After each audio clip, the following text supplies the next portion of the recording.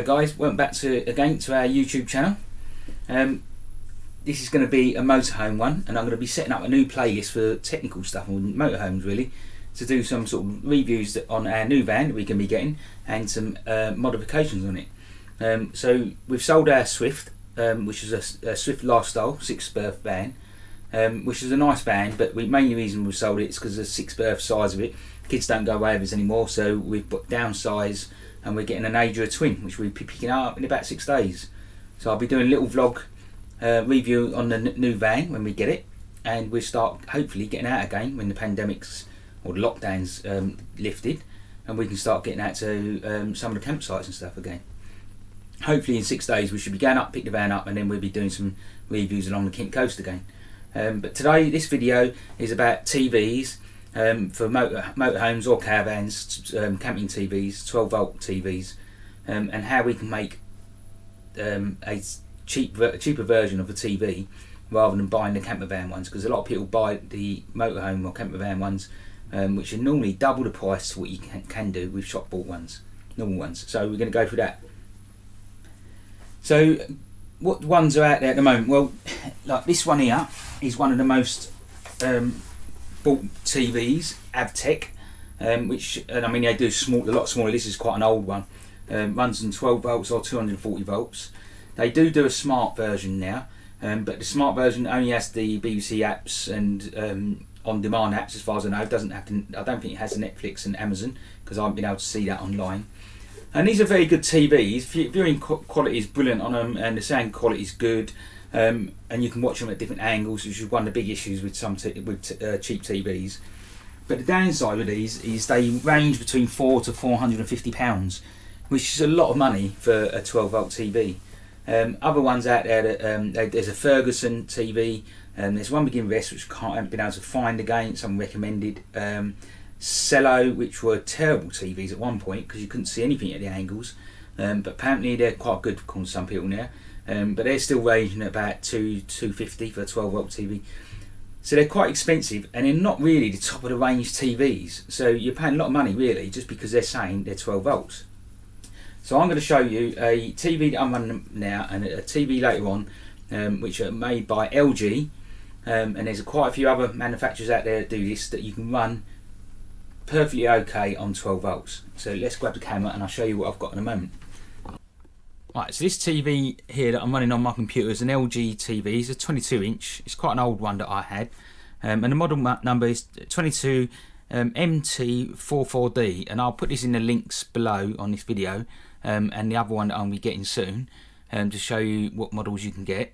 You can normally pick this up on eBay if you can get hold of a fairly new one for about £90, and you can probably pick up second-hand ones of these for less than probably £30. And this would run quite happily on your 12 volt leisure battery.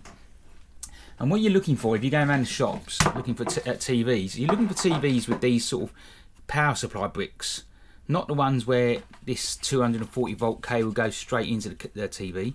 And you'll see the thickness of this cable. If that's going straight into the TV, then what I'm trying to do is not possible unless you take the back of the TV apart, which you might not want to do. But if you can get one with these bricks on the back, and you can see on this one, it actually says that this would run on 19 volts at 1.7 amps.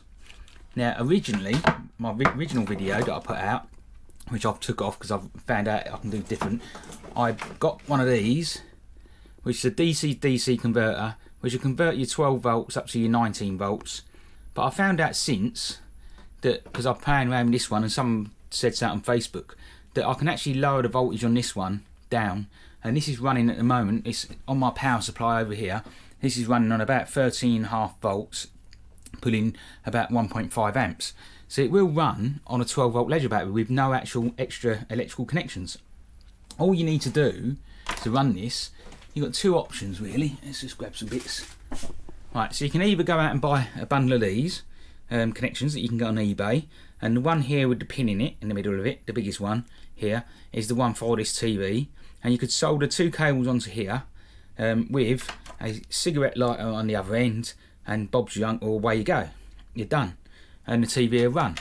And looking at currents, if anyone's interested in this, if I bring the voltage down, as I bring the voltage down, you'll see, well, I'll bring the voltage up first, you see the current's dropping, and as I bring the voltage down, the current goes up, and it pulls roughly 0.4 of an amp more running on 12 volts compared to running on 19 volts. It's not a lot of difference, and I've not seen any difference in the picture quality, the brightness, the sound quality. So the TV runs really well like this, and this has been running for 3 days now on this power supply with no issues at all.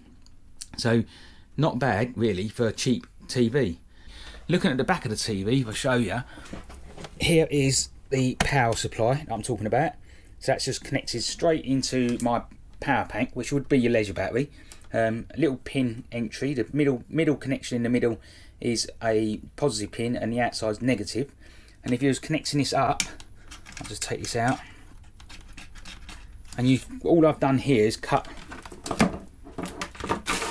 All I've done here is from the power supply, rather than mucking around making the pins up, I've cut the cable off the power supply, and then I've just connected the white cable, which is the positive. It's always the centre cable that's going to be the positive, and the outside, which is a screen, goes around the outside, is your negative on your battery. So it's quite easy to connect this up then to one of these cigarette lighters, which would have a centre part being positive and the outside, these two pins, being negative. So it's not too hard to connect this up, and you could make a little connection on here, a plug on here that will plug onto one of these for powering onto 12 volts, and then disconnect to that to plug into this if you wanted to then run it on 240 volts. It's quite a simple setup, and you've got a nice 12 volt TV that will run on 12 volts and 240 volts, easily done. And that's it really. Next one, I'm going to be getting another TV, which is going to be the LG Smart TV. So I'll sort that out, plug that in, and I'll show you that working as well, and tell you the model number of that, because that is a brand new one that I've just bought today. Right guys, I've got my new TV now on the left hand side. This is a bigger TV. It's an LG 24 inch, whereas the one that originally doing over there was a 22 inch LG TV, and a much older model. This one's the smart model, which has all the smart apps, and I believe it's running on Android. But I haven't tested that, but I have tested the Netflix. So if it's running on Android, it'd be a bonus because I can put Kodi on it. But that's not anything to do what I'm trying to do. So this model number is a 24TN520S, which I'll put in the description down below if you're interested. Now, because this is a bigger model and it's got bigger processors inside due to the smart connectivity of it, which takes more power, it's running at 2 amps on 19 volts. Still got the same block connection power supply. This one here, which is the one that it came with, so it's still got that. But unlike the older model, which was the 22 inch, which would run directly off a 12 volt leisure battery, this one won't. It's not. It put in more power, so the battery couldn't power it up. But it still runs on the inverter. Now I've got it connected up over here to a small little battery. It's only a 7 amp hour battery on a 12 volt DC converter to 19 volts. And you can see here it's giving that 19.25 volts out of my converter. And then I'll power the TV on to show it working. And as you can see, I'm already into Netflix. I haven't got an Airwall connected, just to show you it's something playing. Oh, in there wants to do an update. So anyway, the film's playing in the background, but the TV's going to do an update at the same time, which is a bit annoying because it's brand new TV, lots of updates being done. But you can see there, it's working quite well at the moment. Now, obviously I haven't tested it fully yet. I've only had this up and running for about 15 minutes, and it's quite a small battery over here, 7 amp hour. I haven't got my van yet, so I haven't got the bigger leisure batteries. So what I need to do now is make up a power lead on my converter, which plugs directly into the cigarette lighter connection, the 12 volt connection on your vans, into the back of the telly. And then when we go away, which should be in about 3 days time, I'll connect all this up, and we'll give it hopefully a week's trial and see how well it lasts on the 12 volts. So for now, that'll be it until I do my trials next week, and then I'll post this live on YouTube.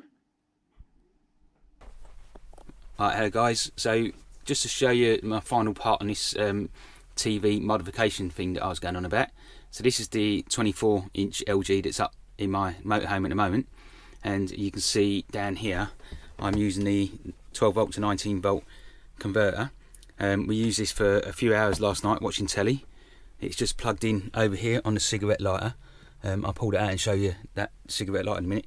So when you're getting your cigarette lighters online, buying one, you can make sure you get ones with a built-in fuse. So you unscrew this end and you see it's got a little tiny glass fuse in there. So always try and get ones with a fuse, and you can get a 2 amp fuse or 5 amp fuse rated for the TV, and that way you're protecting your van if anything was to go wrong with the TV or the DC-DC converter.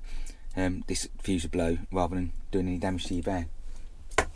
So that's just connected up to this. It's a bit quickly done because we're away at the moment on holiday, and on this side I've put a bit of heat shrink on it, but you can just wrap the wires together and insulate them, or you could solder them, crimp them, whatever way you do it.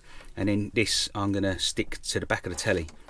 So there's enough room in the back of the telly to put some double-sided sticky tape on this, stick it to the back of the telly, and then sort the cables out. Although this telly probably won't be used for me, just purely because of the size of it, because we didn't realise that 24-inch for this van sticks out too far, and this TV is supposed to turn around, which means you don't see it from the bedroom area just as easy. But purely for the video, for this video, saying that we can run these TVs straight off the ledger battery without 240 volt inverters. So this was running, like I say, a couple of hours last night and didn't have any problems at all with it. The sound quality is good, the pictures quality is good. It's a smart telly, as you can see. You've got Netflix up there as well. They do a 22-inch version of this, which we've got, and that runs directly off the 12 volts. You don't need a converter. But in general, you can get any TV that's got a 19 volt block, which has got a 240 volt 19 volt blocks to power the TV, so the TV runs at 19 volts. Any of them TVs you should easily be able to run off one of these, and these go for about 140, 150 pounds compared to the Avtex, which are 400 odd pounds, which are not that smart really when you look at the apps that they do. And LG and Samsung that have been doing TVs for years. So that's it really. Put some comments below. I'll put the model numbers of this TV and the other one that do work that I've tested. Anyone else do any testing on their tellies and say that they work, please put the model numbers in the comments below, because that will allow others to be able to do the same thing. And yeah, hopefully you get something out of this, because it makes it a lot cheaper way of running a 12 volt TV. So give us a thumbs up and subscribe, and I'll update soon on some more stuff that we'll be doing.